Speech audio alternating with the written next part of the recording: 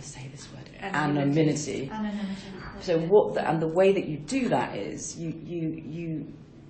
you're able to, I can't really describe it, but you're able to. I suppose there's one comment I would make, which is, I cannot think of anything that anyone could ever say about me that would get me to a point where I'd ever have a go at them. So I can't actually see why they need anonymity. There is nothing they could say to could say to Wendy that they couldn't say to me. Yeah, it's just. Well, they will have anonymity. It's just. It's just. Yeah. No, they absolutely will. I'm not saying that. I'm just slightly surprised at how cloak and dagger it has to be in a way, because it's not like I'm not Mac the Knife. Okay, so several people, when you say to them, when you explain the context, they say, I don't need that. I'm perfectly happy for Angela to know everything I said. And of course, in those circumstances, we don't hand over the transcript, but we are less careful, if you like, about. Does that make sense? I've got no issue with anonymity. It's just that I personally am not a vengeful kind of person. It's just no, it's not about. It's not about. But it's not about being vengeful. It's not. It's not that. It's actually that. I can't say it. You say the word for me. Anonymity gives people a freedom to express what they really feel. It's not about you being vengeful. It's a way of giving people an opportunity to speak what they need to say, and people welcome it and are very open actually when you do it. How do you feel about asking family members? You don't have to do that. I mean, the only family members I really have are my daughters and my siblings, because everybody else is dead. Sure. I mean, it would be a single family member, so it's up to you. You can ask one of your daughters. Well, it's I can't ask the youngest one, obviously, because she's stressed beyond belief. The oldest one's just asked me for money today, so she might well be slightly buying her first flat, so she may be slightly constrained. She might be more receptive. Look, I have no issue with asking. Yeah, no, I was just interested how you'd feel about it. I've got no issue in that. I mean, the one I'd probably do is Miss Awkward in the middle, or her husband. He had to have a very direct conversation. It's optional, but everyone that we've done it with so far has included usually either a spouse or a sibling. And you could do one of my siblings, and but obviously, none of them are in the country. What we do is, well, that's not an issue. We interview people all over the world. I mean, it doesn't make any difference where they are. We just do it on the phone. And what it does is we've modified the questions that they're asked, obviously, because you don't ask them things about work. But what it can often do is help us to understand how a particular character trait is playing out in different settings, and it often gives us a bit of an insight about what's happening at work, we find. Okay. So, I mean, look, I totally get that this is a big investment. We wouldn't be able to provide you with a modified version. I think Angela said, could we do a written one or something like that? We wouldn't be able to do that. If you choose to do that, please pass the details on to us. The one thing we did speak about was just doing because we do facilitated feedback for partners anyway, whether or not we could either do that now or just a survey out to a dozen people asking specific questions that would be anonymous. That was the other option that we discussed. So you must make that decision. But how can I put it? The sophistication of the data that you will receive will be completely different.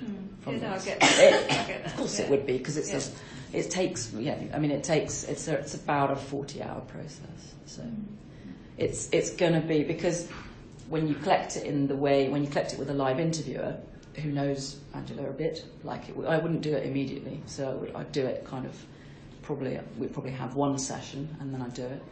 I don't just ask the questions in a robotic way. I'm able to interact. It's a semi-structured interview, so I can explore, I can unpick, I can really get to the root of what the issue is, in a way that you wouldn't be able to do. And the other problem with written feedback is often the people that have the most difficult feedback to give just don't give it. It just maybe facilitated rather than written. Yeah, that was just the other. And just thinking, I was also thinking about who we would ask to be involved. I mean, in terms of your immediate team, it would be Ian and Pauline.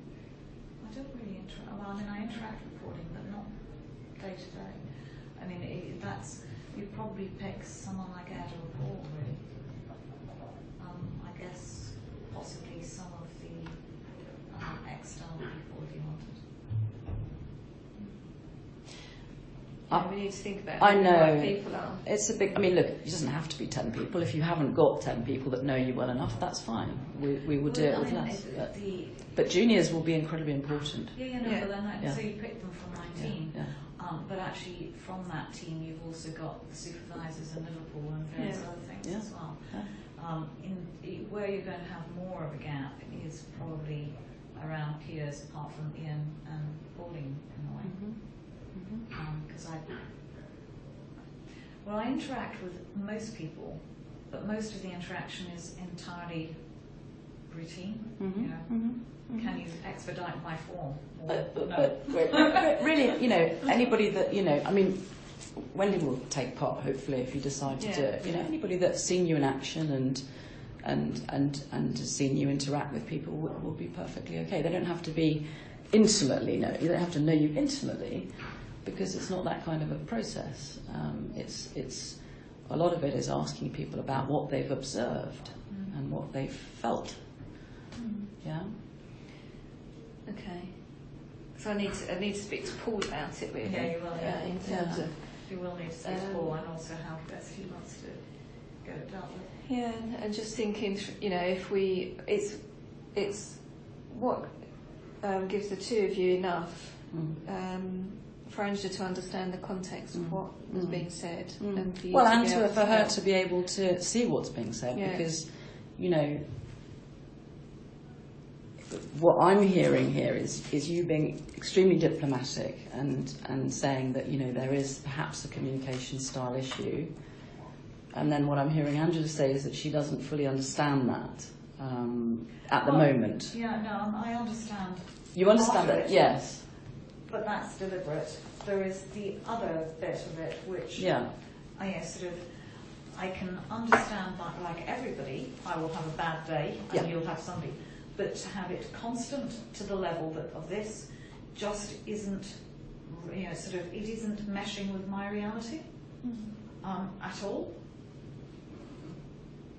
And so I really need to understand that. Because at the moment I just don't feel like I can talk to anybody.